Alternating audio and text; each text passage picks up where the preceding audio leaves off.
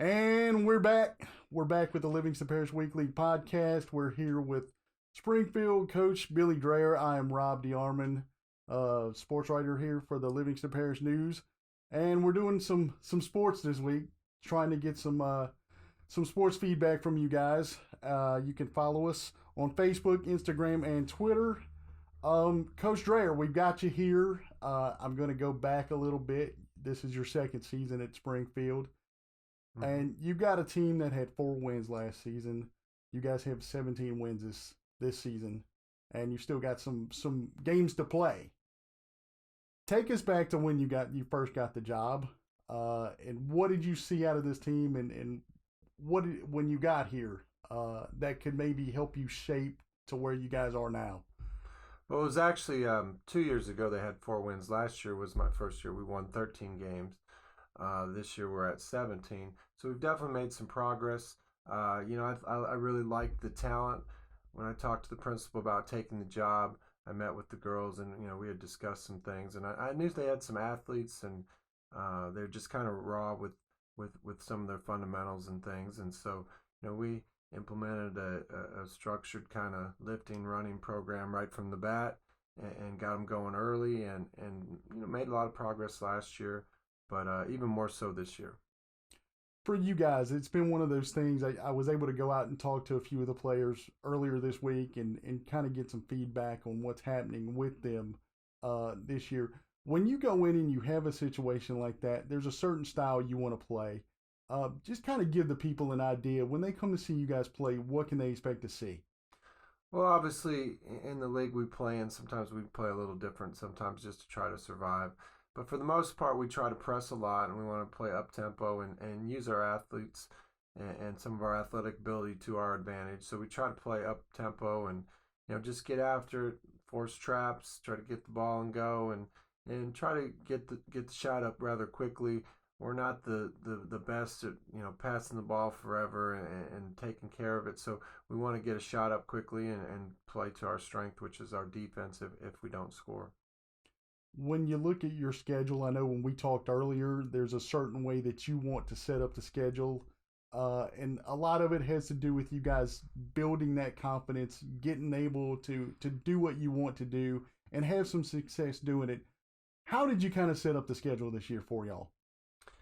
Well, we upgraded probably a little bit from last year, but at the same time, we have to be realistic of the type of talent we have and then look and know that the Livingston Parish tournament plus our district schedule is extremely tough. Some of the best teams in the state, not just at 2A level, but at the 4A, 5A level, even the teams are that good. So you kind of have to look and know, you're probably not going to get some wins here and there. Got to find some teams that we can at least compete with and have a chance to win. And so, that obviously helps us too. You don't want to necessarily overschedule. You have said this many times. You guys know you're not going to shoot the ball well at times. How imperative is it for you guys to play good defense when you're out there? Very, very much so. We are not a very good free throw shooting team. Our 3-point percentage is low. We don't shoot the ball well, so we want to get a lot of offensive rebounds. That's huge for us. And then defensively, we have to take pride in really getting stops, and that's taken a while for them to understand that no matter how you're playing offensively, your shots aren't falling. Sometimes people want to get down and they get frustrated, but it's like you got to just forget that and accept that sometimes you're not going to make shots, the ball's not going to go in, so you got to play defense all the time. You got to hustle. We got to be a high energy team that gets after it and really plays hard defense. I talked to Denise earlier in the week. She's your leading rebounder right now, and she takes pride in that. I said, you get down there, you kind of do the stuff that people don't want to do underneath the basket. But she also said, if we don't take shots, we don't know if they're going to go in. So we and that's the approach kind of sometimes that I see you guys take, and sometimes it pays off, sometimes it doesn't. But that's how you work. Well, she's obviously a great rebounder. She's probably as good as anyone in the league in getting rebounds. We just got to get her to be able to finish better around the basket on some of those. But yeah, defensively, you got to get some rebounds, and then you got to be able to put the ball in. We know that our percentage is so low that we're going to miss, more than probably one out of every five shots almost we shoot. So you have to have that mentality and trying to get at least three girls every time, 3 to 4 girls crashing the boards to trying to get a rebound. It's a different thing too. You guys have 17 wins. You go back and look at your scoring. I think it just got updated from last night's game. Uh, Destiny Reed is your leading scorer at 9.6 points per game. So you don't have anybody in double figure scoring, which is something when you look at it, normally there's somebody that's going to sit, come out and stand out a little bit. You guys don't have that. But it still works to get wins for you.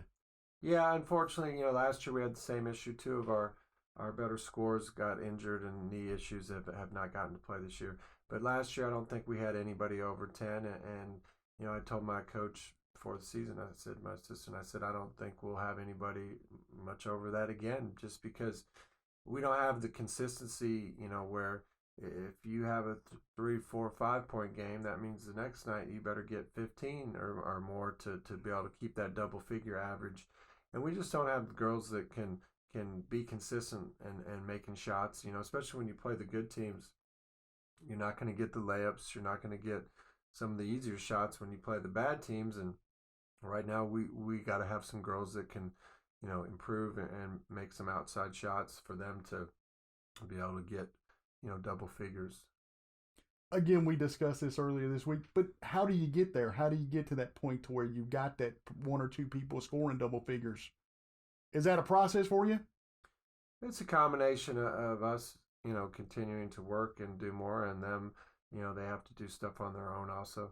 The girls have started to play some more AAU stuff and getting involved with basketball a little more year round, which, you if you want to be really good at something, you can't just touch a ball for 3 or 4 months and then not touch it for a while. So we've tried to get some of them more, active with playing and being comfortable, and then at the same time, they got to spend some time at home on the weekends, touching the ball, just shooting a little bit, keeping that confidence, and getting more and more confidence through making shots. How have you kind of seen this team grow, not only on the court, but when I talked to the players I talked to the other day, talked to Maddie Ridgels, who's a freshman, Blair Simon, who's a senior, and Janisha, who's a junior. So I tried to get a good mix of you know, kind of a scope of the team. It seemed like they're really close, and it's not just about basketball for them. How have you kind of seen this team grow in that aspect? We've had some girls that definitely could help us that have fallen along uh, the wayside as the season's gone on over the last 2 years. That either they didn't want to do the off season stuff, or they, just their grades and different things. And it's a big commitment to be a part of a good team. It's not easy.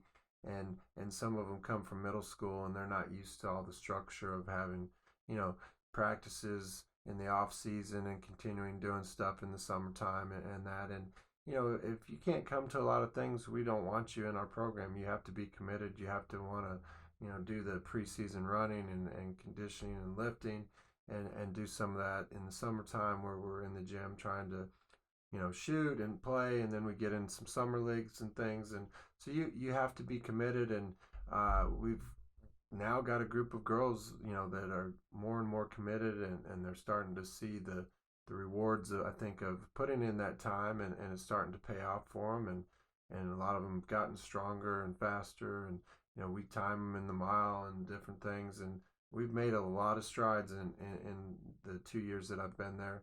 And I think next year, we'll have a chance to win 20 games, and the team will continue to get better. We only have two seniors and some great younger players. And, I think the future is real bright for this team. They just got to continue to work hard and stick together. And I think it is a group that's fairly close. And that's big. You have to have players that like to play with each other, that they got each other's back, and they're going to, go to battle with each other. I was talking to Blair Simon, who's a senior. She's been all 4 years. She's your captain. She's not going to be one that's going to have her name in the paper for scoring. And, when I asked her, I said, "What's your role?" And she definitely defense. Um, But when I talked about her and the mindset that you guys are trying to develop here, uh, she said part of us being able to win games was us believing in ourselves that we could do it. Was there a point in your 2 years where you guys play a game and you look at it and go, okay, they're getting it. They're starting to figure out what they need to do now. Definitely, this year I think we lost two games maybe that I thought, we could have won or should have won that, we just didn't make enough points where some games we really, really struggle, offensively and the defensive effort was maybe there. But, it's a process to win games is, you know, not only hard work and putting in the time, but you also have to believe you can do it. And then you have to do it, over and over. And you start to believe in yourselves and the team, and we're starting to see some of that now where we're not quite at the level I still want us at. I definitely want us to be able to compete with the better teams around, and when we go into some of these league games, we know we're not going to win. There's no way we don't have the talent. I'm not going to sit there and sugarcoat it and say, oh, we're going to beat this team if we play well. We're not going to beat Doyle. We're not going to beat St. Thomas, but we can play them closer, and you can't always just play the scoreboard. It's what kind of effort is happening out there. Are you continuing to work? Are you getting better?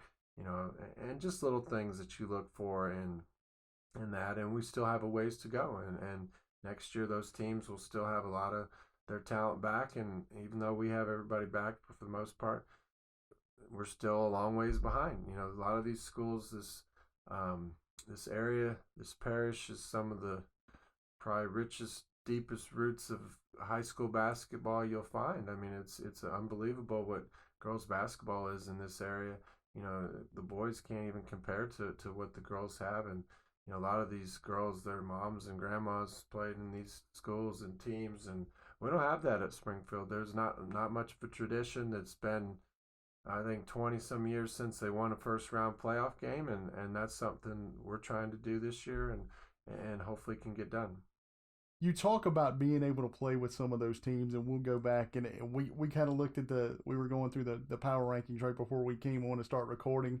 You got in 2A, you've got Doyle sitting at number 1.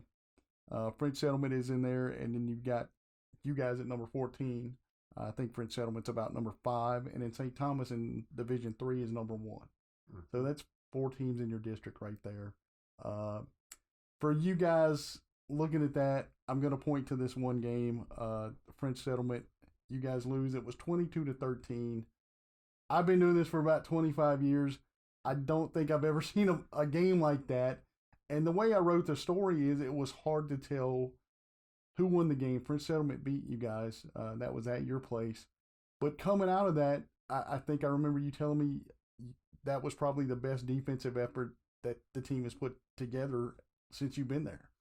Definitely that. I think it was 3-2 at the end of the first quarter, and what was it, 7-2 or 3 or at halftime? I think 7-2 at halftime. If I remember so right. There wasn't much offense. It wasn't like anyone was trying to delay the game or slow it down. It was two teams just battling back and forth with, some great defense and there was some bad offense too, but a lot of it, was good defense and that and then.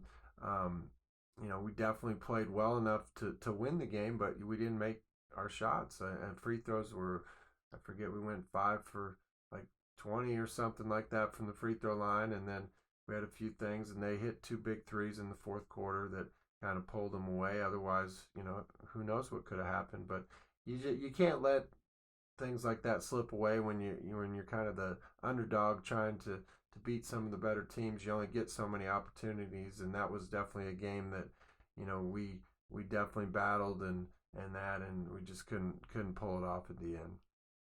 That being said, how do you take that next step to where you can compete in the district? I know we talked about this earlier in the week, but that for you is the next big step. Just continue to play and to practice and to work hard, and to just, it doesn't happen in a day or a year, especially at the basketball level. If you can't shoot, that's something you can't change quickly. It takes a while. You can definitely improve quickly with some of your rotations and your effort and being in shape and some of the little things and some of that. But shooting the basketball and scoring, it's not like, we're getting good shots a lot of times. Some of them, they could take better shots at times, but you got to be able to make open shots, short shots. You got to be able to make your layups and close shots, and all you can do is just keep practicing and getting them to be excited about working on it. And I think we have two or three freshmen that are excited and have a chance to be good scorers, and some other girls at younger grades that I think it will happen eventually. It's just it's going to take a little while though. You guys get there. I know y'all have 3 goals. The players told me about that the other day when I was in there. Explain to our readers, listeners, and the people who are watching at home, what are those goals?